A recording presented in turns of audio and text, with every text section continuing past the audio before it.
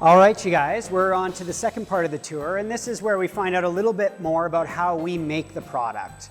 This is the processing side, and we're going to break it into two categories, fruit and grain. And in essence, they're very, very similar, but they have a slight difference between them.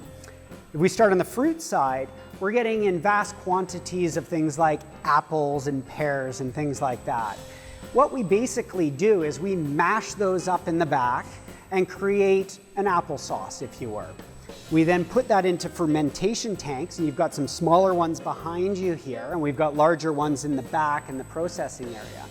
And we add yeast to that applesauce, if you were, and after a couple of weeks of fermentation, we end up with about a 5% fermented product that is going to be our apple wine if it was made from apple, or pear wine if it was made from pear, and so on. Now, that would be the apple side of the fermentation, or the fruit side of the fermentation. If we then separate out the grain side, we've got a few extra steps with that, and that's why we've got Chris making noise in the back here.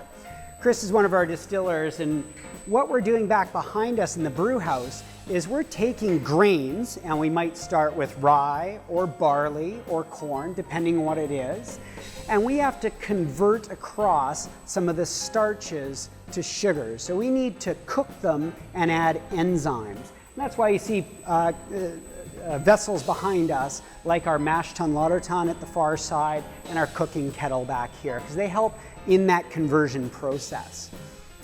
When we add the hot water and basically cook through these grains and in the mash tun lauter tun, we end up with the slurry, if you were. And so those enzymes and the heat are helping to release these starches, and we're basically getting a sugary mixture out of it. The lauter tun has a drain in the floor of it that we can then drain off this slurry or wash, and we're taking that and we're putting it into the fermentation tanks, just like we would with the fruit. That's where we then add the yeast, which is going to help convert the sugars across into alcohol. And that alcohol, after in this process with grains, it doesn't take quite as much time. It'll convert over in around that 5-day period. And we're going to end up with a 6 to 8% wash in the wash back there that we're then going to take across to distill, just like we would the fruit wine.